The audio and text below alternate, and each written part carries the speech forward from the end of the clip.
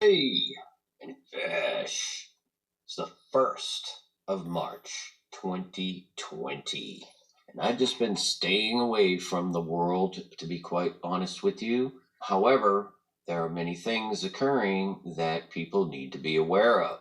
And I just wanted to point out a couple things that really struck me as something worth sharing, okay? Everybody knows that the stock market has plunged this week over coronavirus fears. What was brought to my memory was this little clip.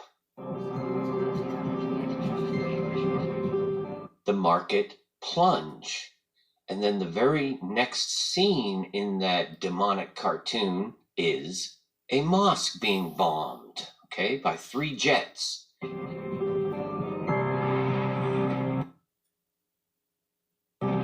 And we'll notice that those 3 jets have very distinct markings on them. 3, 2, 2. So we have this huge market decline, the fastest in history. This will break the middle class. This is the whole plan, is to render you helpless. Total financial control. And this virus is amounting to nothing more than medical martial law. So the markets plunge at the 322 jets at the 3-minute and 2-second mark. Okay, we just had 33 Turks killed. This war in Syria between Turkey and Russia, both very red in their representation, mind you. And then last year, just think about this. At the end of the IPEC goat, we have the spire collapse on the cathedral, okay? We had the spire collapse last year at Notre Dame on the 15th of April.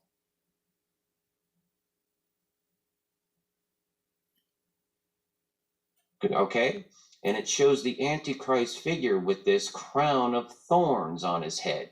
The crown of thorns was housed at Notre Dame. Just think about how all this comes together.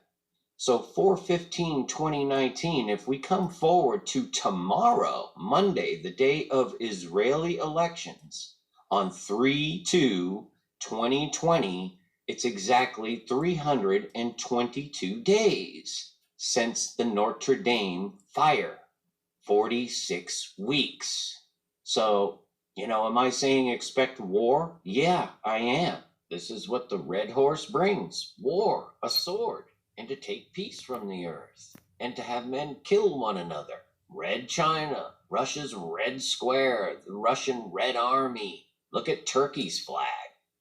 Okay, so the war is coming, and you know that with the food supplies being jeopardized and everything, between the crop failures and what's happening in China and everything, that black horse is soon to follow, which equates to social economic calamity, the New World Order system coming in. They hold the balances of total food, finance, and travel control. It's just that simple. A measure of wheat for a penny, and see that you do not hurt the oil and the wine. They're already deploying military to make sure that farmers plant when they're supposed to make sure that everything they plant and harvest goes to the government. Do you understand? It's a complete and total takeover of all resources, and the pale horse follows soon behind. There are so many things related to this, it's uncanny.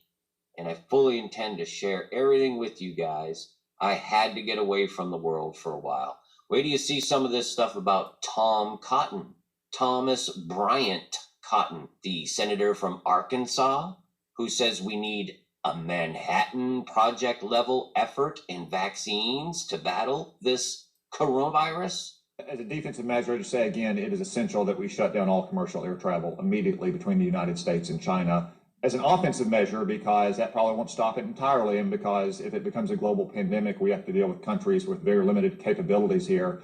We need a Manhattan Project level effort to work with our best research scientists and laboratories in this country to develop a vaccine as quickly as possible. And their level 4 biolab in Manhattan, Kansas. It just goes on, you guys. But the bottom line is, this stuff is upon us, and you need to be in Christ Jesus. Plain and simple. He is the victory. So put your trust and your faith in him. You can't get around this stuff. The markets plunge. the 322, the 3222, 322 days later, right on the same day as Israeli elections.